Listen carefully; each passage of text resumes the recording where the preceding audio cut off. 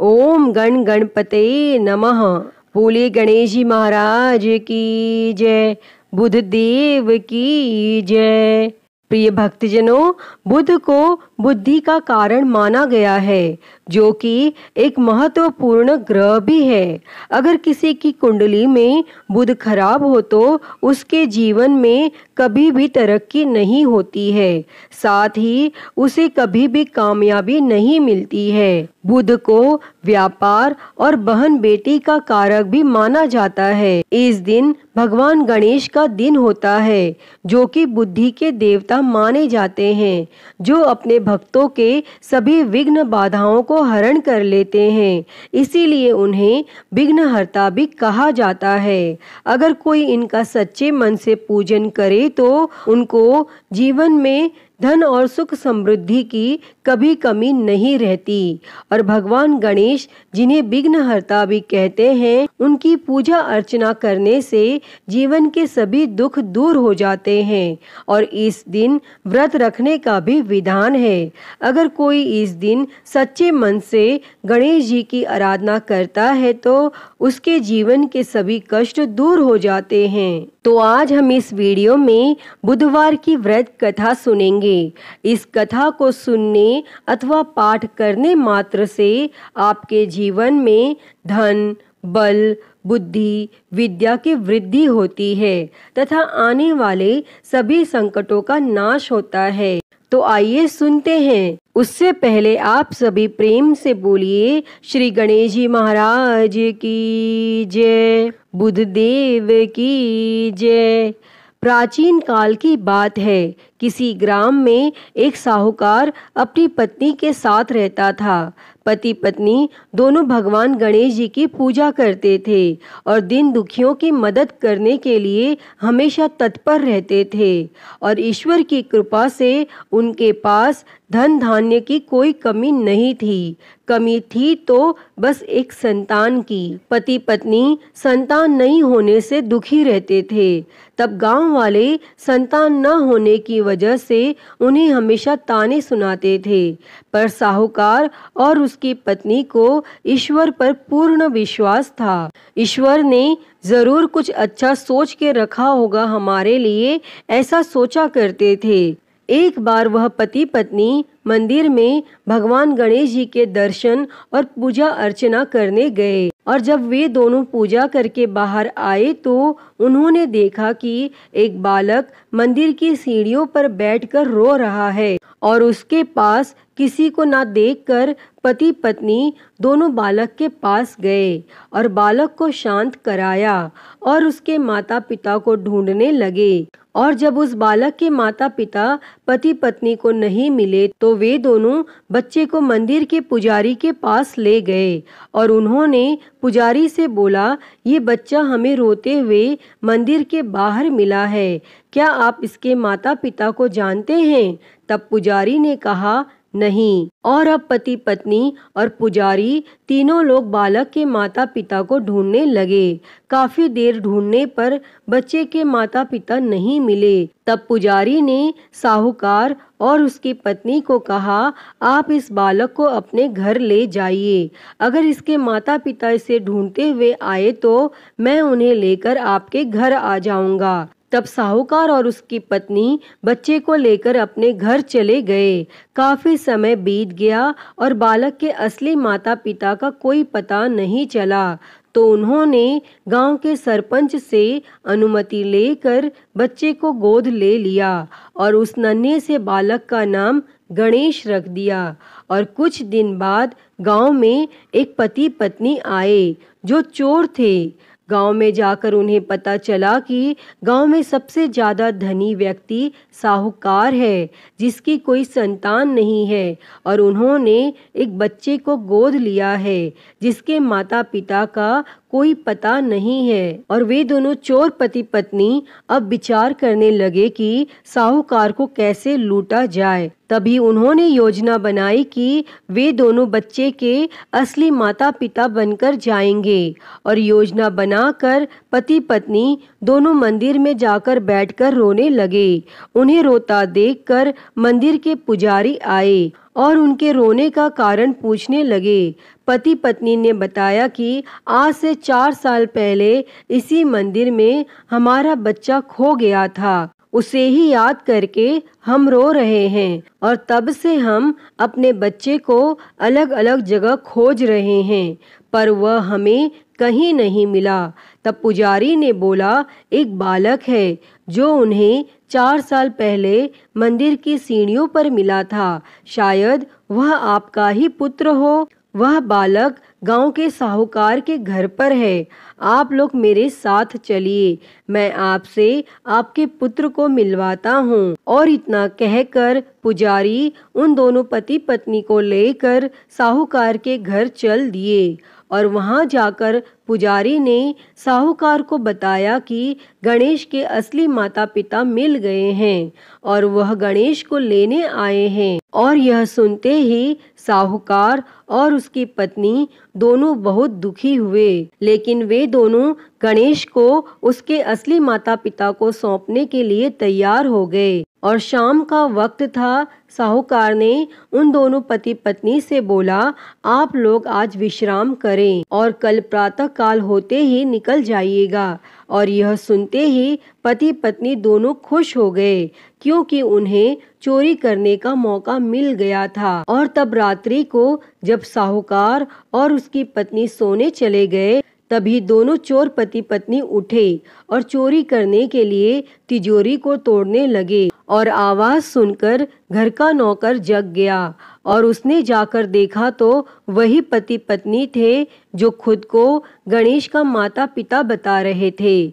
तब नौकर ने कमरे का दरवाजा बाहर से बंद कर दिया और तेजी से मालिक को बुलाने लगा। और आवाज सुनकर साहूकार और उसकी पत्नी दौड़ते हुए आए और चिल्लाने का कारण पूछने लगे। तब नौकर ने बताया कि ये दोनों पति पत्नी तिजोरी से चोरी कर रहे थे। और यह सब देखकर वे समझ गए कि ये दोनों गणेश के माता पिता नहीं बल्कि चोर हैं। साहूकार ने गणेश को देने से मना कर दिया और बोले कि चले जाओ यहाँ से। पर उन दोनों धोखेबाज पति पत्नी ने निर्णय किया कि वो अब गणेश को अपने साथ ले जाकर ही रहेंगे। तब पति पत्नी दोनों गांव के सरपंच के पास गए और बोले, साहूकार उनके पुत्र को वापस नहीं दे रहा है। तब सरपंच ने साहूकार और उसकी पत्नी को गणेश को साथ लेकर सरपंच के सामने प्रस्तुत होने की सूचना भेजी और साहूकार अपनी पत्नी और गणेश को लेकर आ गए। तब सरपंच ने भी फैसला किया कि साहूकार की पत्नी तथा दूसरी औरत जो गणेश को अपना पुत्र बोल रही थी, उन्हें सूर्य देवता के सामने अपना आंचल फैला के खड़े हो जाना है और जिसके भी आंचल से गणेश के मुंह में दूध जाएगा, गणेश उसका पुत्र कहलाएगा। तब दोनों औरतें अपना आंचल सूर्य देवता के सामने फैला के खड़ी हो गई और प्रार्थना करने लगी। तब भगवान गणेश जी के आशीर्वाद से साहूकार की पत्नी के आंचल से दूध की धारा गणेश के मुंह में आ गई। और यह देखकर साहूकार और उसकी पत्नी बहुत खुश हुए और सरपंच ने गणेश को साहूकार को सौंप दिया और वहां खड़े सभी लोग भगवान गणेश जी की जय जयकार करने लगे। अतः हे गणेश भगवान जी, जैसी कृपा आपने साहूकार और उसकी पत्नी पर की, वैसी ही कृपा इस कथा को कहते, सुनते और हुंकारा भरते सब पर करना। तो सभी प्रेम से बोलिए गणेश जी महाराज की जय, गणपति बाप्पा मोरया। तो आइए सुनते हैं बुधवार व्रत की एक और कथा। उससे पहले आप सभी प्रेम से बोलिए श्री गणेश जी महाराज की जय, बुध देव की जय। प्राचीन काल की बात है, समतापुर नगर में मधुसूदन नामक एक व्यक्ति रहता था। वह बहुत धनवान था। मधुसूदन का विवाह बलरामपुर नगर की एक सुंदर लड़की संगीता के साथ हुआ था। एक बार मधुसूदन अपनी पत्नी को लेने बुधवार के दिन बलरामपुर गया और मधुसूदन ने पत्नी के माता पिता से संगीता को विदा कराने के लिए कहा, परंतु माता पिता बोले, बेटा आज बुधवार है, बुधवार को किसी भी शुभ कार्य के लिए यात्रा नहीं करते।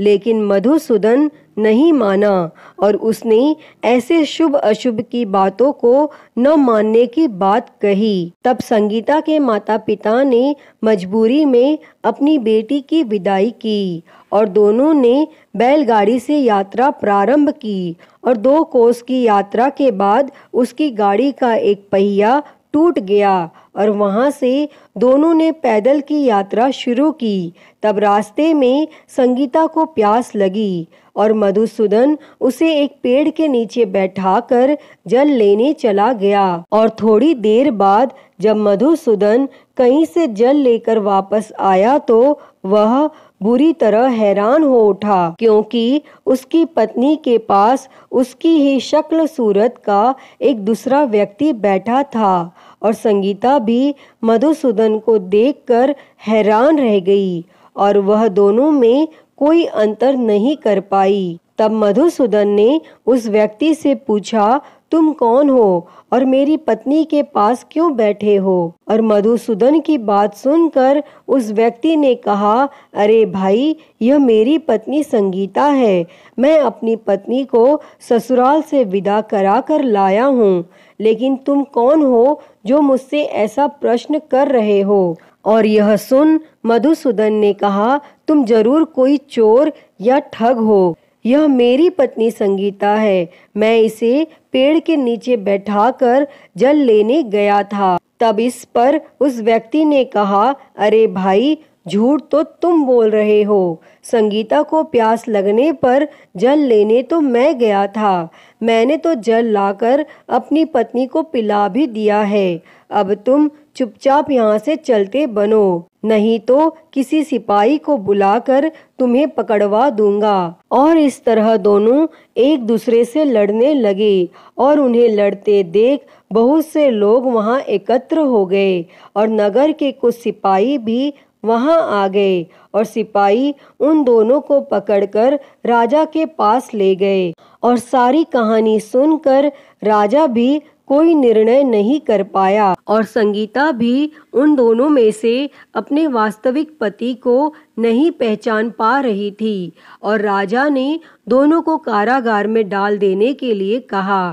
तब राजा के फैसले पर असली मधुसूदन भयभीत हो उठा। तभी आकाशवाणी हुई, मधुसूदन, तूने संगीता के माता पिता की बात नहीं मानी और बुधवार के दिन अपने ससुराल से प्रस्थान किया और यह सब भगवान बुद्धदेव के प्रकोप से हो रहा है।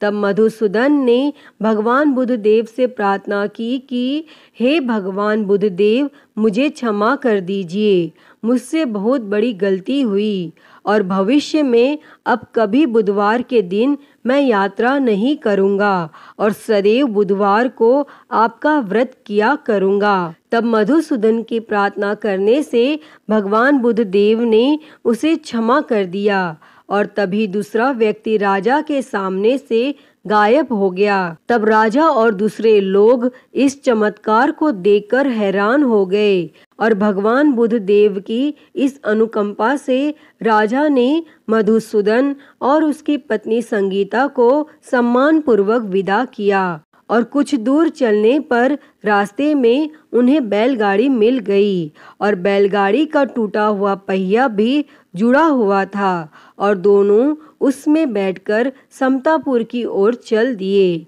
तब मधुसूदन और उसकी पत्नी संगीता दोनों बुधवार को व्रत करते हुए आनंद पूर्वक जीवन यापन करने लगे और इस तरह भगवान बुद्धदेव की कृपा से उनके यहाँ खुशियां बरसने लगी। और जो भी स्त्री पुरुष विधिवत बुधवार का व्रत करके व्रत कथा सुनते हैं, भगवान बुद्धदेव उनके सभी कष्ट दूर करते हैं। अतः हे भगवान बुद्धदेव जी, इस कथा को कहते, सुनते और हुंकारा भरते सब पर अपनी कृपा बनाए रखना, सभी के कष्टों को दूर करना। तो सभी प्रेम से बोलिए भगवान बुद्धदेव की जय, गणेश जी महाराज की जय, गणपति बाप्पा मोरया। प्रिय भक्तजनों, तो मैं उम्मीद करती हूँ कि आपको आज की यह कथा पसंद आई होगी, और अगर वीडियो अच्छी लगी हो तो इसे लाइक करें, ज़्यादा से ज़्यादा शेयर करें और कमेंट में गणेश जी महाराज की जय लिखना ना भूलें। और हरिहर भक्ति चैनल को सब्सक्राइब कर नोटिफिकेशन बेल को ज़रूर ऑन कर लें। हर हर महादेव। धन्यवाद।